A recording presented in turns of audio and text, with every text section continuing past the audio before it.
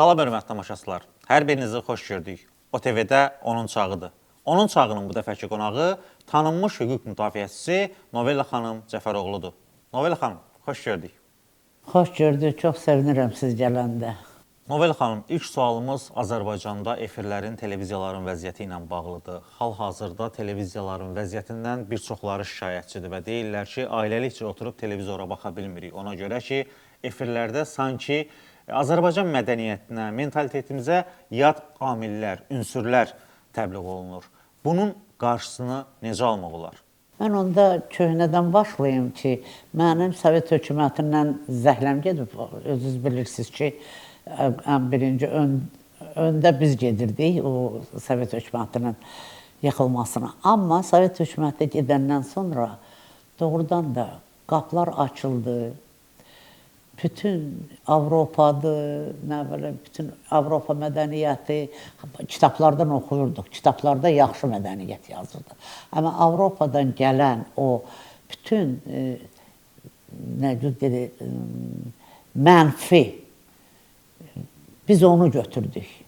Televiziya da onu götürdü, millət də onu götürdü, yaxşılarını götürmədi. Mən niyə deyirəm bunu? Qoy deyim sizə. Deməli, bizi balacalıqda, mənim indi yaşım çoxdur, onun üçün deyirəm, biz, mənim rəhmətli nənəm, bizim hamımızı səhər yığanda süfrənin başına, yerdən palazın üstünə süfrə açılırdı, bizi də yığırdı tezlərlə samavar çayı ilə.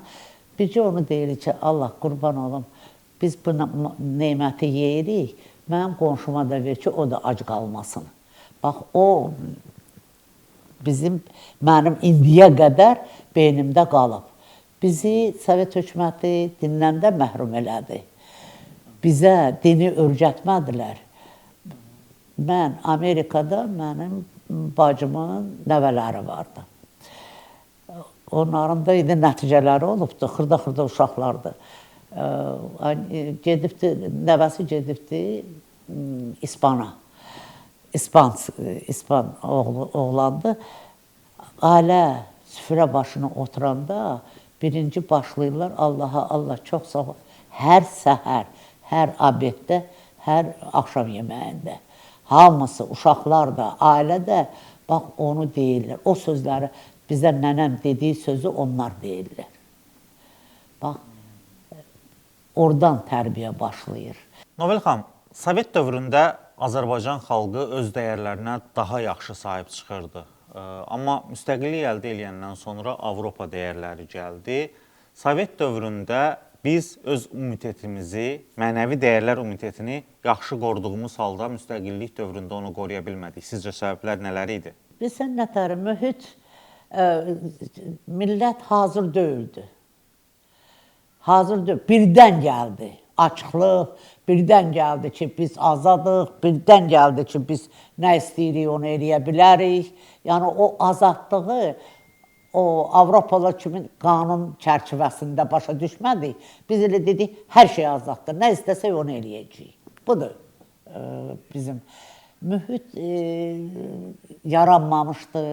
Biz onları yaşayış tərzini bilmirdik. Ancaq o, sən deyən kimi mənfi cəhətlərini götürdü ki, biz lüt də gəzə bilərik, lüt də səhnəyə çıxa bilərik, nə istəyirik deyə bilərik. Bax, onları götürdük. Biz çox sıx vəziyyətdə qalmışdıq da, bilirsiniz, komsomoludur, pioner idi, partiya idi, hamısı hünəri nə idi, kim nəsə ayrı söz desin. Amma indi o azadlıq bizə bizim psixologiyamıza mənfi təsir elədi. Amma biz milləti o mühitə hazırlamamışdıq. Avropa mühitinə hazırlamamışdıq.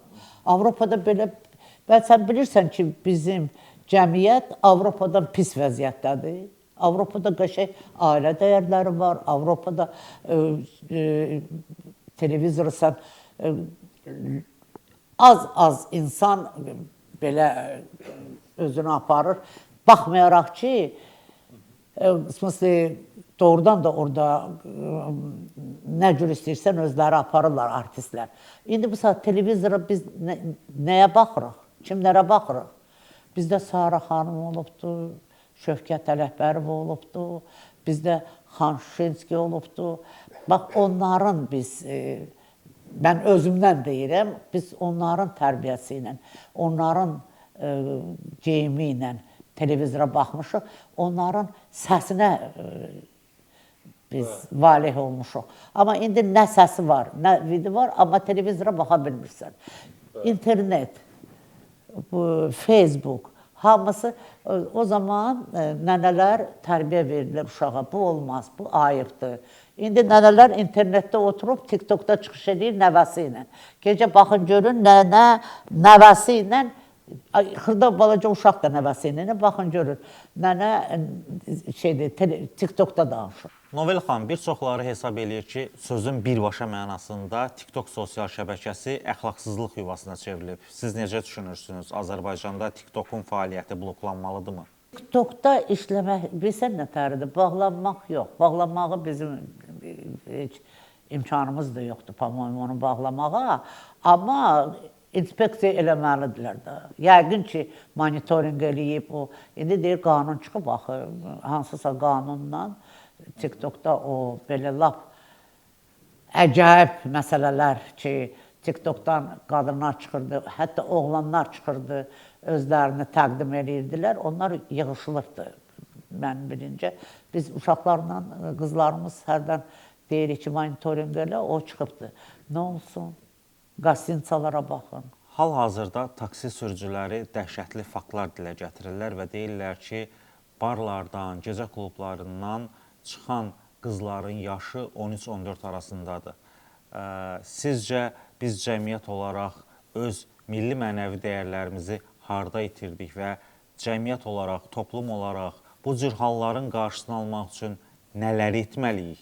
Nələrimiz çatışmır ki, 13-14 yaşındakı qızlar bugün belə deyək də əxlaqsızlığa doğru sürüklənirlər. Təbii ki, söhbət hər kəsə şamil deyil, müəyyən bir kəsimdən gedir. Birinci ailədən başlamalıyıq. Ailə tərbiyəsi qutarıb deyə bilərdi. Ailə, biz, yenə deyirəm, nostalji demirəm. Biz bir yerə gedəndə, anam deyirdi ki, saat neçədə qayıdasan? Qardaşım deyirdi ki, özüm gedib götürüb gətirəcəyim evə. Yəni, biz də gedirdik, biz getmirdik, biz konsertə də gedirdik, biz universitetdə böyük tansılar da olurdu, hər şey olurdu, gedirdik orada. Amma ailədən başlamalıdır. Ən birinci, ailə tərbiyəsi. Ailə tərbiyəsi olmayan ailələrdən gedirlər o qızlar.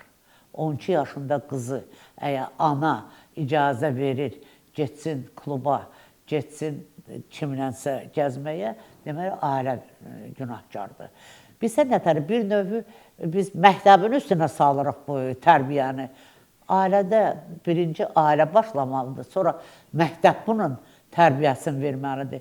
Məktəbdə müəllimlərin nüfuzu itibdir, müəllimlərə hörmət yoxdur. Ağılları vardı, çünki internet vardı, nə bilim, amma internetdə ağıldan başqa ayrı şeyləri də baxırlar 12 yaşda qızlar, 12 yaşda oğlanlar. Bir qızlar yox, oğlanlar da istifadə edirlər, rayondan gətirib oğlanları istifadə edirlər burada. Buna da doğrudan da çox nəzarət lazımdır. Hüquq mühafizə orqanlarından, abizatindən nəzarət olmalıdır. Çox bu məsələni qaldırılmışıq, eləyirlər də. Adamın indi Allahı var, eləyirlər. Bir polis yaxşı olanda ikinci polis pula gedir. Yəni, hamının yanında dura bilmirsən axı. Yəni, budur. Onun üçün bir qastinçada öz uşağını o qızın yerində, o uşağın yerində, oğlanın yerində başa düşən administrator vardı. Çünki ailəsi vardı. Birində vecinə deyir, pul. Bilirsiniz, uşaqlardan əvvəldən soruşanda sən kim olasan? Biri deyirdi, həyat süpürən olacaq, səhərdən axşama qədər həyətdə. Doğrudadır da şeylər, sən nə olasan, nə bilim, kosmonavt olacağım, nə bilim, lötçük olacağım. İndi uşaqlardan soruşanda sən nə olasan, biznesmen olacağım. Niyə? Çünki dəyərlər dəyişib. Pul dəyəri gəlib ortalığa. Qazanc dəyəri. İnstituta gedən vaxtında biz instituta gedirdik ki, bunu eləyəcəyik, bunu eləyəcəyik. İnstituta gedənlər İndi deyir ki, gedəcəm hüquqa. Niyə hüquqa? Çünki pul qazanan yerdir. Bilirsiniz, institutlarda, məktəblərdə, o uşaqlarda o pul ən Ali dəyərli varlığa ali varlığa çevrilir. Novel xanım, təşəkkür edirəm. Çox sağ olun. Dəyərli vaxtınızı ayırdığınız üçün sizə sonsuz təşəkkürümü bildirirəm. Belə hörmətli tamaşaçılar, sağ olun, salamat qalın. OTV-də Onun Çağını izləməyi, eyni zamanda videolarımızı bəyənməyi, paylaşmağı və şərh yazmağı da unutmayın. Hələlik.